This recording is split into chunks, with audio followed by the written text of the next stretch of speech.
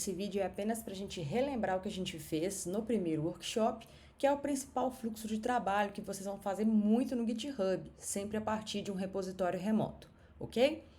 Então, eu estou aqui em um repositório qualquer, nesse caso eu sou o dono do repositório, já tenho todo o acesso administrativo a ele, e mesmo que você não tenha, que você tenha acesso ao repositório de uma outra pessoa, também você vai poder fazer o clone. Lembrando, em caso de commits e pushes, a pessoa dona do repositório precisa te dar permissão. Então, eu estou aqui com um repositório com alguns arquivos. Ele existe, por enquanto, apenas no remoto. Aconteceu aquele processo de criação remotamente e agora quero fazer modificações nele de forma local. Então, vou aqui clicar em Code, vou fazer meu clone pelo protocolo HTTPS e vou clicar neste botão.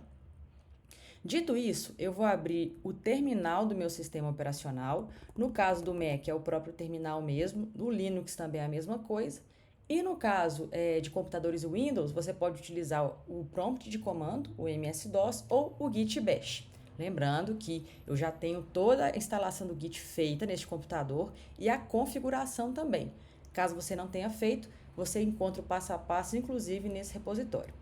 Então, eu vou acessar a pasta que eu já criei aqui para me organizar em relação a todos os repositórios do GitHub. Então, eu tenho aqui GitHub, ok? Eu vou dar um git clone aqui, clonei o repositório, e aí eu vou acessar essa pasta, tá? Eu posso fazer acesso à pasta dentro do meu próprio terminal e abrir o meu Visual Studio Code pelo terminal, tá? Então, o que ele fez? Esse clone, na verdade, ele cria uma pasta com esse nome, Workshops Git e GitHub, que não, por coincidência, é o mesmo nome do meu repositório. Então, se eu entrar na minha pasta, na minha pasta aqui com o comando cd, tá mostrando aqui que eu estou na minha branch main, e digitar o comando code espaço ponto, o que ele vai fazer? Ele já vai abrir para mim o Visual Studio Code exatamente dentro dessa pasta. É importante a gente lembrar, pessoal, que quando a gente vai abrir o Visual Studio Code, para que ele consiga trabalhar com os arquivos corretos, ele tem que ter uma referência de qual pasta ele está, como se fosse um Explorer, tá? Então aqui, o que eu já tenho? Eu tenho justamente uma cópia fiel que eu tenho aqui no Workshops Git e GitHub. Então eu tenho o arquivo README e tenho 3 arquivos de imagem aqui. Então, quando eu vou no meu Visual Studio Code, como eu abri a partir dessa pasta, eu tenho essa mesma estrutura e estou na minha branch main, ok? Caso o seu comando code ponto não esteja funcionando, no caso do Windows, a gente precisa fazer algumas operações aí em configurações de sistema para que esse comando code seja reconhecido, tá? No Mac e no Linux, o processo pode ser feito dentro do próprio Visual Studio Code. Mas vamos supor que, no meu caso, não está funcionando. Clonei o repositório, eu sei onde ele está, que é dentro da minha pasta do usuário, documentos, GitHub. E tem aqui Workshops Git e GitHub. Vamos supor que não funcionou. Sem problemas, você pode abrir pelo Visual Studio Code também. Então, você abre o seu Visual Studio Code e nesse momento, como eu abri pelo modo gráfico, ele não tem mais nenhuma referência. Tá vendo que não tenho mais o main, ele pede para eu abrir uma pasta. Então, essa é a forma mais usual que a gente visualiza o Visual Studio Code quando a gente abre ele dessa forma, tá? Posso clonar o repositório diretamente daqui, o que eu não fiz, ou então eu posso abrir uma pasta a partir desse repositório clonado. Então, eu vou aqui abrir pasta, eu vou vir aqui na minha pasta documentos, eu tenho a minha pasta aqui GitHub, e eu tenho a minha pastinha aqui, ó, Workshops Git e GitHub. É importante você abrir a partir da pasta já clonada, ok? Para ficar mais fácil aí sua forma de trabalhar. Então, abri e eu consigo acessar a mesma visualização que eu tinha antes abrindo pelo terminal. Então, agora, pelo modo gráfico, para facilitar um pouquinho a nossa vida, até o semestre passado que a gente não tinha tanto essa visualização, eu vou fazer algumas operações. Por exemplo, eu vou primeiro criar aqui mesmo, dentro da main, vou criar um arquivo novo. Por exemplo, um arquivo HTML, index.html. Nesse momento o arquivo já está criado, sem nenhum conteúdo, por isso que ele está com o U aqui de não rastreado, ou seja, no meu fluxo, lembrando aqui, ele está apenas na minha área de trabalho, tá bom? Então, ele ainda não foi para o repositório local a ponto de poder ir para o remoto. Então, ele está ainda aqui. Então, voltando para o meu Visual Studio Code, vou colocar só um conteúdo aqui dentro, tá? dentro do HTML que vocês vão ver no semestre que vem. Vou salvar isso, dei um Ctrl S aqui e vou para o meu ícone do GitHub. Esse número 1 aqui que a gente tem é porque justamente ele tem um arquivo que não foi rastreado.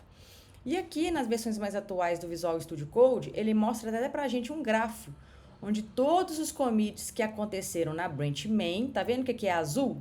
E aqui também é azul? São rastreáveis por aqui. E essa nuvenzinha significa que é uma comparação entre a sua branch main local e a branch main remota. Então, o último commit local está aqui, uma atualização que foi feita no arquivo README. E a nuvem, a mesma coisa, ok? Só que tem um arquivo aqui não rastreado e eu vou nesse momento, no modo gráfico, eu já vou fazer o git add e o git commit ao mesmo tempo. Por isso que tem pessoas que preferem o modo gráfico, tá? Antes, se eu não fizesse isso pelo modo gráfico, eu tinha que ir lá no meu terminal do Visual Studio Code, digitar git add, depois git commit e depois o comando git push. Como a gente está fazendo no modo gráfico, lembra que o commit a gente precisa de uma mensagem? Aqui eu vou colocar a mensagem, iniciando o projeto com arquivo HTML. Lembrando que o commit precisa ter um nome que te dê clareza sobre o que aconteceu nessa alteração. Mostra quais os arquivos que serão adicionados e eu vou clicar em confirmar. Nesse caso, pode acontecer que mostre uma mensagem de alerta para você aqui no Visual Studio Code, dizendo assim, olha, você quer fazer um commit, só que esses arquivos não foram adicionados ainda à área de staging. Você quer fazer isso? Aí você vai ter a opção de não, sim e sempre. Nesse caso, não apareceu para mim, por quê? Porque eu cliquei em sempre. Então, ele não faz mais essa pergunta. Ele sabe que sempre que eu quiser fazer commit, obviamente, ele vai adicionar a área de staging, porque é isso que tem que acontecer primeiro. Para que o commit aconteça, o add, né, que é o adicionar a área de staging, tem que acontecer antes. E agora, como a gente já fez esses dois comandos em um processo só, o que vai faltar? É o git push. Então, a gente vai levar essa alteração que, por enquanto, está no meu repositório local, no meu computador, para o remoto. E a gente consegue fazer isso de maneira gráfica também. Quando a gente aponta, sincronizar alterações, ou seja, levar o que está no meu computador remoto para o GitHub. Observe que é justamente isso que a gente precisa fazer aqui, porque a minha origin main, lembrando que origin é o apelido que a sua branch remota tem, ela está atrasada. O último commit dela foi update readme. Só que eu fiz um mais recente na minha main local, iniciando um projeto. Vocês vão ver agora que a minha main remota vai ficar atualizada em relação à main local, porque eu vou clicar aqui em sincronizar alterações. Nesse momento aconteceu um push, não tenho mais nenhuma alteração para ser feita aqui nesse fluxo de trabalho. Minha main remota e local aqui, ó, estão juntas. E quando eu volto para minha área de trabalho, não tem mais aqueles status diferentes. Então, ele foi realmente para o meu repositório remoto.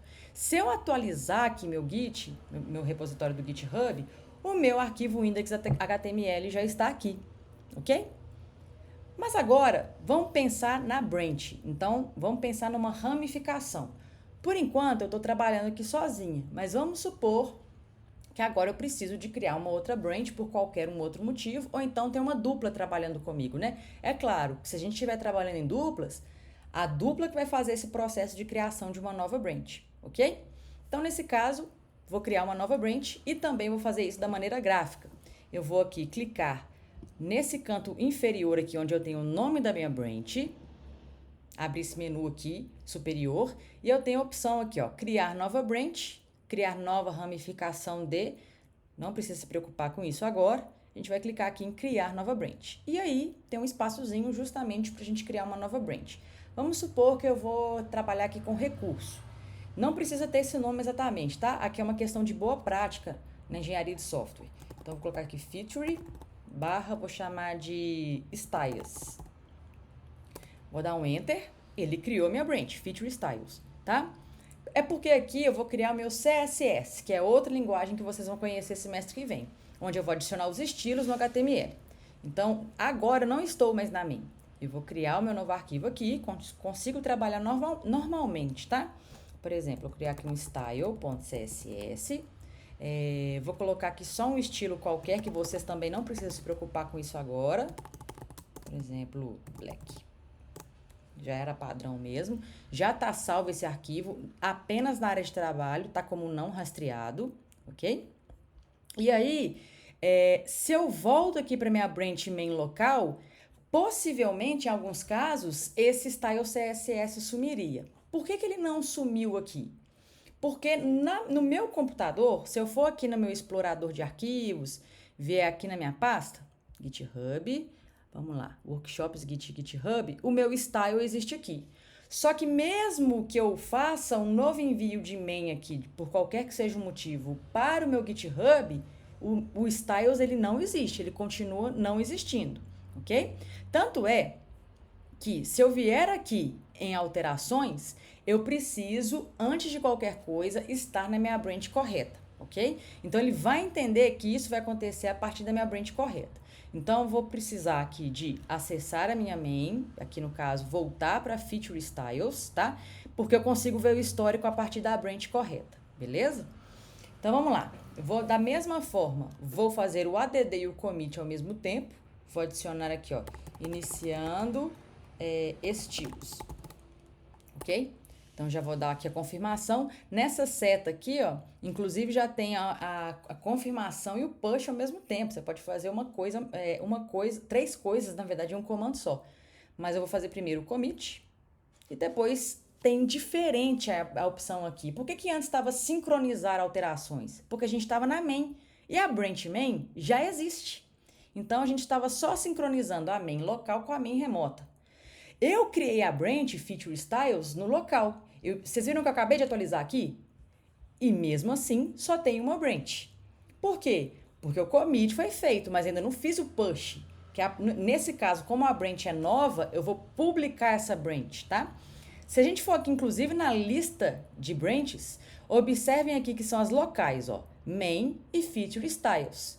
Mas no origin, que é a nuvem, ou seja, repositório do GitHub remoto, eu só tenho a main. Eu vou publicar agora, que é o push, né, que estava faltando. E esse publicar branch é aquele comando git push -u origin. Então, eu estou ensinando ali para o meu GitHub remoto que ele vai receber uma nova branch, tá? Então, meu Feature Styles é agora a branch mais atualizada, que tem um arquivo novo. E a minha main, ela tá um pouquinho para trás, porque ela não tem um arquivo CSS, beleza? Ok. Então, quando a gente agora volta para nossa página inicial do repositório, a gente tem um item que a gente vai ver no repositório de hoje, dia 14 de abril. Tá falando aqui que tem uma nova branch. A branch Feature Styles teve um push recente há 27 segundos atrás. E aí, quando a gente faz no dia a dia, né, no mundo real, quando a gente cria branches, no final das contas, em algum momento vai acontecer a nossa intenção, a gente vai praticar a intenção, né, de fazer a fusão, o merge, né, entre a branch que você programou e a main. O ideal é que, vamos supor que isso aqui ia ser um software que iria para produção. Lembra que main é sempre que está em produção? Então, eu atualizei aqui, ó, fiz já o push, mas o meu arquivo style não está aqui ainda. Então, eu preciso fazer o merge. Eu posso fazer o merge localmente, mas isso, nesse caso, não é mais recomendável. A gente está trabalhando com repositório remoto, onde na maior parte das vezes você vai trabalhar no mesmo repositório com outras pessoas.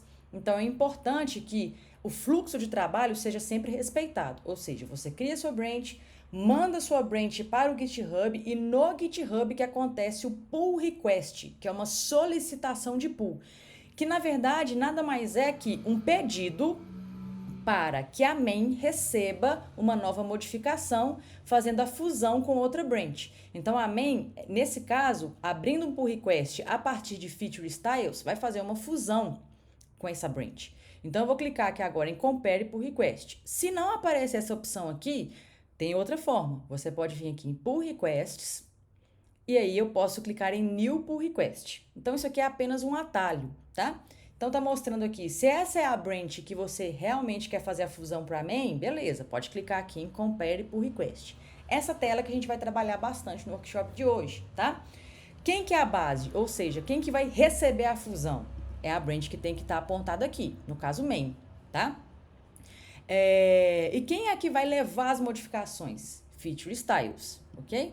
Poderia ser o contrário também, por exemplo, Feature Styles vai receber a base de main, por exemplo. Por que eu não tenho nada a comparar aqui? Porque Feature Styles está adiantada em relação a main. A main não tem nada para contribuir com Feature Styles. Os outros arquivos estão iguais. É o contrário. Então a gente vai fazer, vocês vão ver com muito mais frequência esse processo aqui, ó, tá?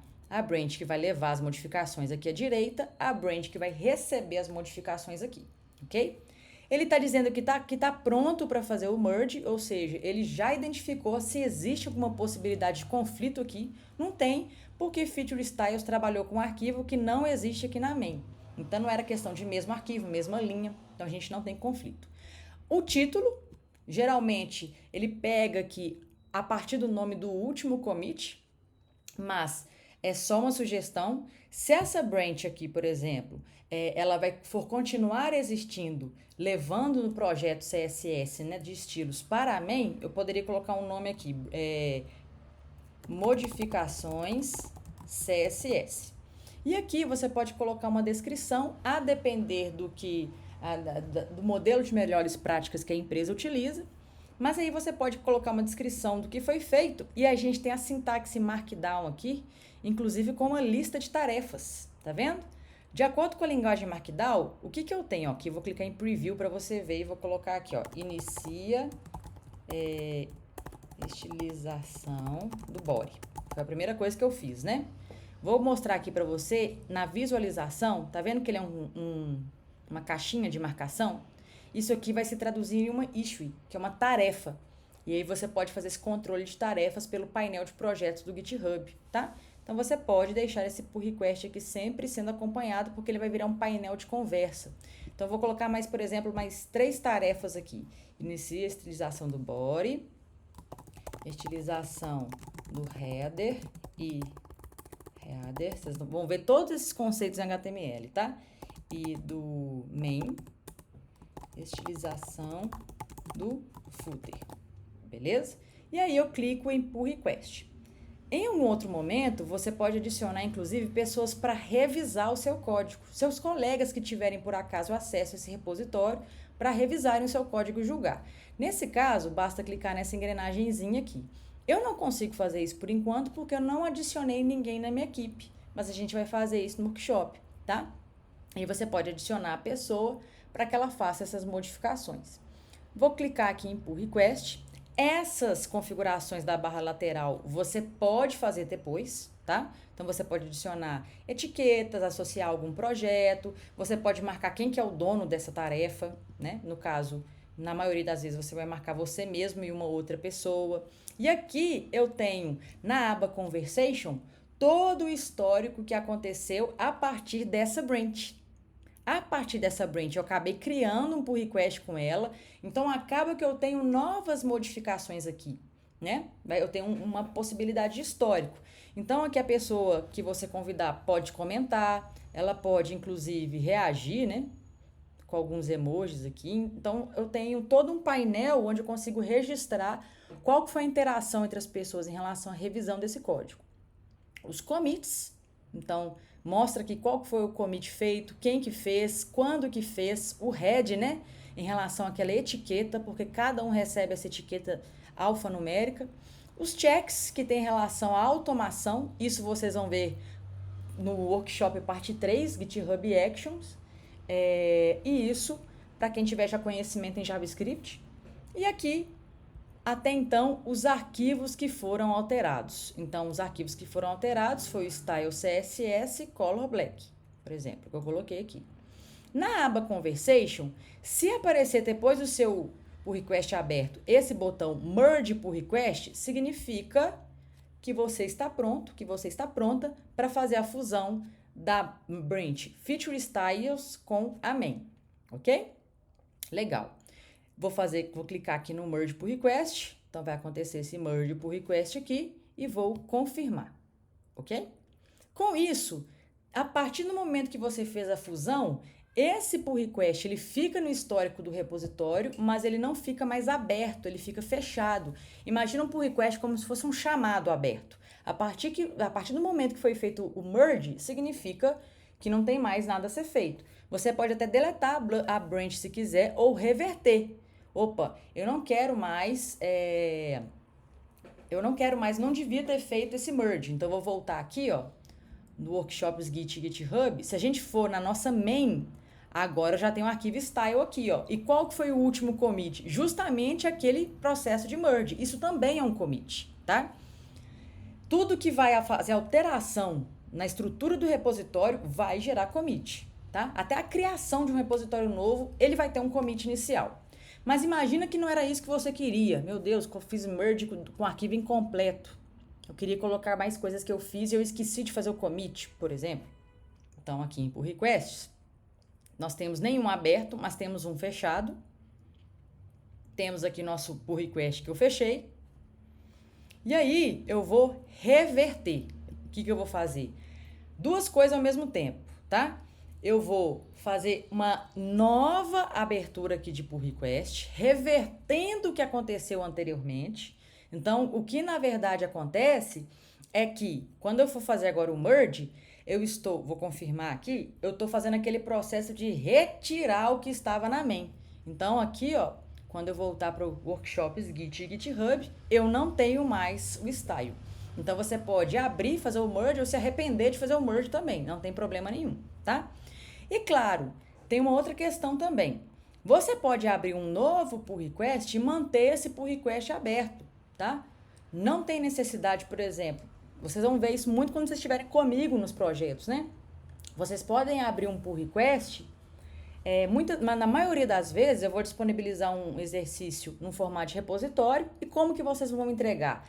Cada um em uma branch. Eu tenho uma terceira branch aqui criada, que foi criada automaticamente pelo GitHub para reversão, tá? Mas a que a gente trabalhou mesmo foi main feature.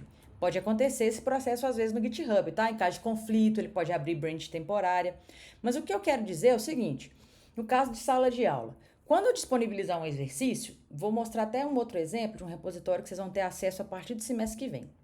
Por exemplo, eu tenho aqui uma aula que foi uma aula assistida, não foi bem um exercício, né? E aí todo mundo codou junto, eu queria ver todo mundo codando. Eu tenho aqui a minha branch, que eu estou na main, tá? E aí todos os alunos criaram um branch também. Eu até criei uma de exemplo aqui, porque GitHub é aquela coisa, gente. Até o pessoal do segundo período, às vezes o terceiro, eu preciso rever alguma coisa de Git e GitHub, tá? Então, o que eles fazem? Às vezes, nem foi todo mundo que fez isso, tá? Algumas pessoas fizeram commit e abriram o pull request, nesse caso aqui o Tomás fez, e deixa aberto, tá vendo? Ele fez apenas um commit. Vamos supor que ele quisesse fazer mais commits, né? Ele poderia continuar fazendo e manter o pull request aberto, que ia aparecer todo o histórico aqui, ok? Nesse caso, inclusive, interessante, ó, tá falando que a gente tem, que o Tomás não poderia fazer um merge porque ele tem conflito, ele bloqueia, tá vendo? Então, eu posso clicar aqui em Resolve Conflicts. Então, ele mostra qual que é o trecho que a gente tem conflito e ele mostra o que o Tomás colocou e o que a main colocou, tá? E aí, basta a gente escolher o que a gente quer deixar, o que a gente quer manter. Por exemplo, então, aqui mostra o Tomás, né? Beleza, aqui mostra a main. Se eu não quiser esse trecho do Tomás, que começa a partir daqui, e a main começa aqui, eu vou apagar esse trecho. Resolvi o conflito. Eu não quero o que o Tomás colocou, eu quero... Deixa eu ver aqui, tem mais conflito, ó. Toda essa linha vermelha é conflito, termina aqui, ó. Então, entre main e Tomás, por exemplo, eu vou deletar. Então, a nossa missão é tirar essas linhas vermelhas, tá? Deixa eu ver se tem mais uma que começa aqui e termina... Aí parece que na linha final aqui, peraí. Engraçado, peraí. Eu vou deletar tudo isso aqui, então. Vamos ver se some. Mas, beleza. Subiu bastante coisa, né? Tem essa aqui também, ó. Ou então, nessa linha. Ok. Então, nesse caso... Vou até fazer uma correção, gente. Vou desfazer todos esses... Quem sabe fazer ao vivo. Na verdade, você vai fazer exclusão até esses sinais de igual aqui, tá? Em relação à branch que você prefere. Se eu preferisse a branch do Tomás, então eu iria apagar isso aqui, ó.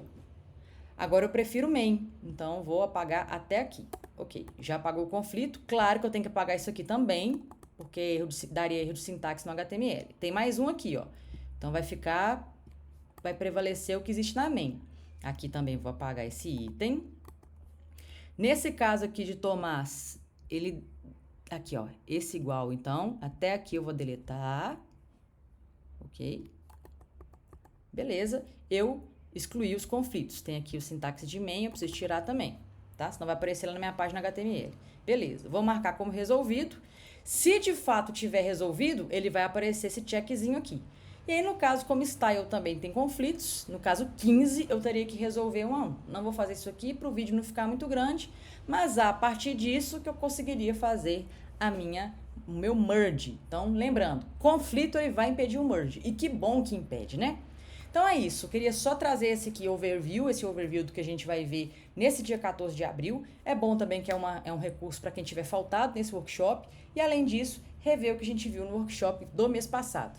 Até mais!